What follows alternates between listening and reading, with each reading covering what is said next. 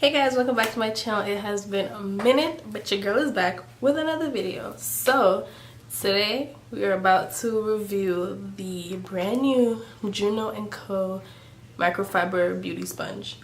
This little guy right here. I already wet mine. See if we can focus in on it. That's the shape of it. Yeah. And so what they're basically saying about this sponge is because it has the little microfibers, I don't even think the camera, it won't even pick up the little fibers. I wish it could, but it can't. It has little fibers on it, little hair-like fibers that remind you of pretty much like a foundation or any brush. So what it's supposed to do is it won't suck up or soak up the product, and it will use less product, because versus a regular sponge, you know, it soaks up a bit of the product. So this is supposed to just put the foundation on there, it won't suck up the product, so it will last longer, you'll save more product. So we're going to try it out, and what I'm gonna do is I'm gonna be doing a comparison. So I'm gonna be doing the Juno & Co versus the Morphe sponge, because I really like the Morphe sponge right now. I usually use the Real Techniques, but mostly I'm using the Morphe sponge now because I really like it.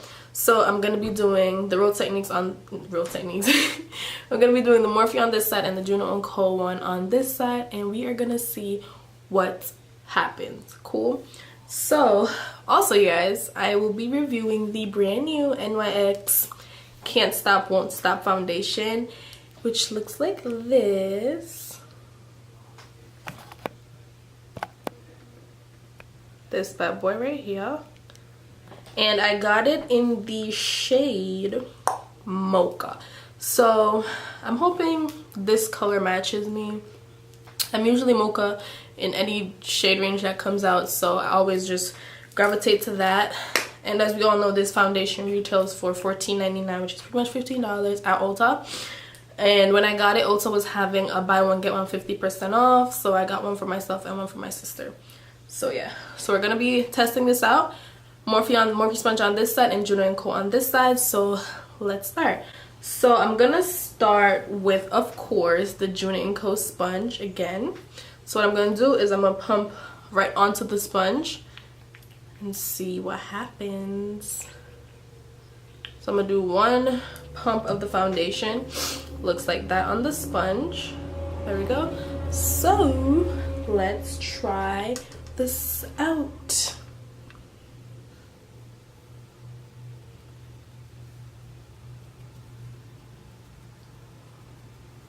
So it doesn't feel weird or anything on my skin. It feels just like a regular sponge, I would say.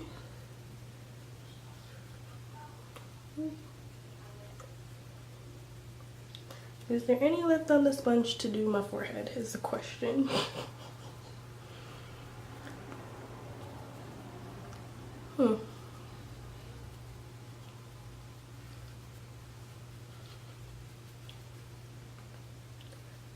Alright, so I don't know if it's the foundation or the sponge, but one pump only did this portion of my face.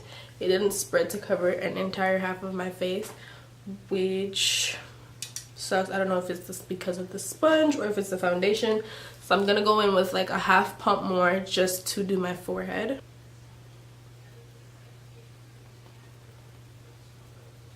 Let's see. And I already did my brows off camera, which I'm gonna have to go over them anyways because I'm gonna get foundation on them, but I wanted to do them before I got on camera.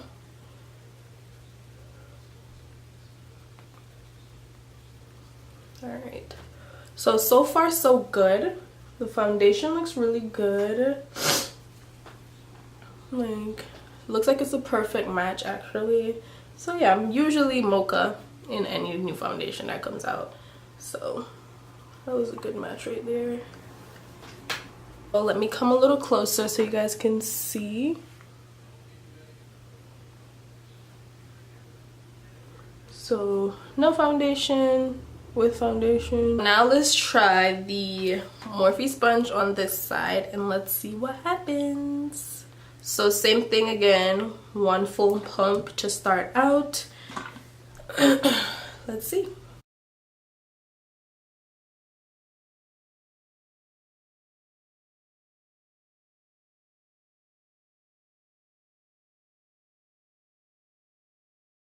So it's interesting because when I use the Juno and Co sponge, one pump could only do this portion of my face, but when I use the Morphe sponge, one pump pretty much did the whole half side of my face, which is very interesting because, as they say, the Juno and Co sponge is supposed to use less product, but I just realized it actually, in fact, did not use less product. It required more.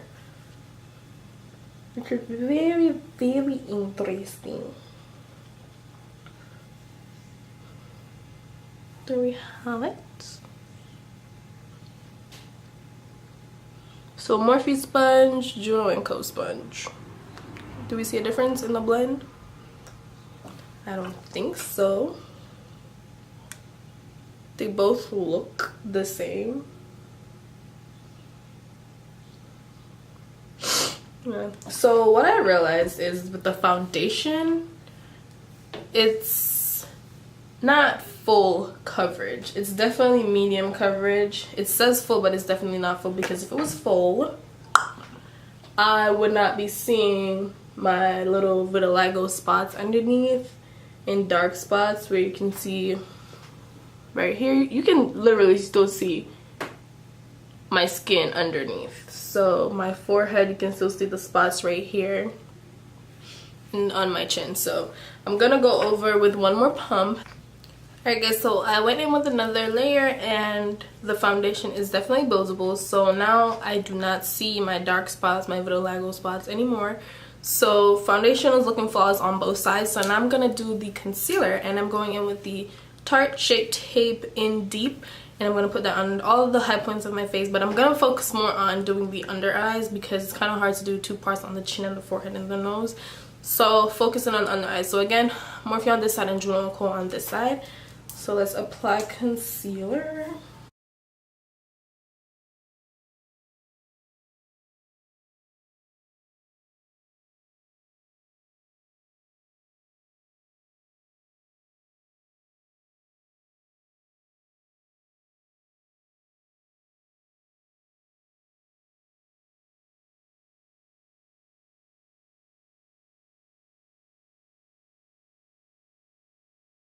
Okay, so the concealer definitely blended into my skin really good, like better than it normally does. So that's really good. Like it just blended into my foundation seamlessly. That's really good.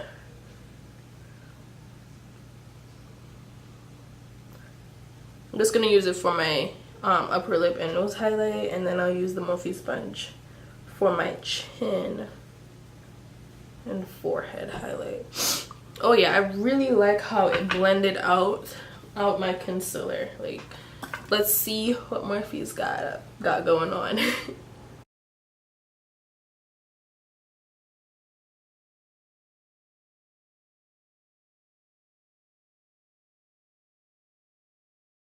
Okay, the same thing happened, blended really well into the foundation. Usually this concealer, it doesn't blend that easily into foundation, so I'm kind of surprised that it's blending in. So it could be just the foundation, why it's really blending in so seamlessly with the foundation, which is really good. I'm loving that. But right now they both look the same. Let's just finish blending out the chin area and the forehead.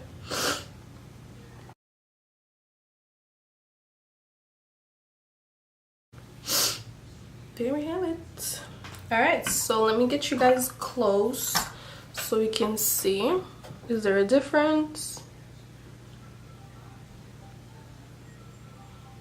I honestly don't see a difference, which is good.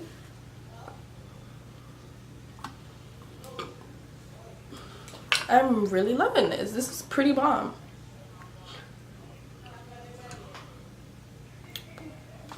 So there you have it, guys. They both look really good. I really like it. Alright guys, so this is the final look. So what are my final thoughts on the Juno & Co microfiber sponge? Honestly, I like it. I think it's the same as any regular sponge. As you could see by the side-by-side that I did with the Morphe sponge, they both perform the same. I don't think it's saved any like product. If anything, it used more product. So it's whatever. I'll use it to like, because when I'm traveling, I always bring a sponge with me to like blot my oils and stuff. So I'll definitely bring it for that purpose, because I think sponges to blot away oil and, you know, keep your makeup looking fresh is always good versus like a brush or something. So I'll definitely use it for that. But I don't think I want to change from my regular Morphe sponge to the Juno & Co sponge, because I just like my Morphe sponge better. And to me, honestly, the Morphe sponge is softer than the Juno & Co sponge. So I'll definitely stick with my Morphe sponge. And next thing, I don't usually use a sponge to apply my foundation anyway. I always use my e.l.f. Foundation brush. Is that buffing brush or something like that? I think that's what it's called. I don't remember. But it's $6. I like that because it's very dense and it gets my makeup on. So I'll just be using the sponge for concealer and stuff like that anyways. So I'll definitely just stick to my Morphe sponge. But nonetheless, if you want to go ahead and try it, you can do so. I'll have a referral link down below, because I am a part of their what do you call it, affiliate thingy. I am a part of that. I'm also on their PR list. They sent me a package the other day with some stuff, so I'll definitely be coming back to try some more of their products. They just sent me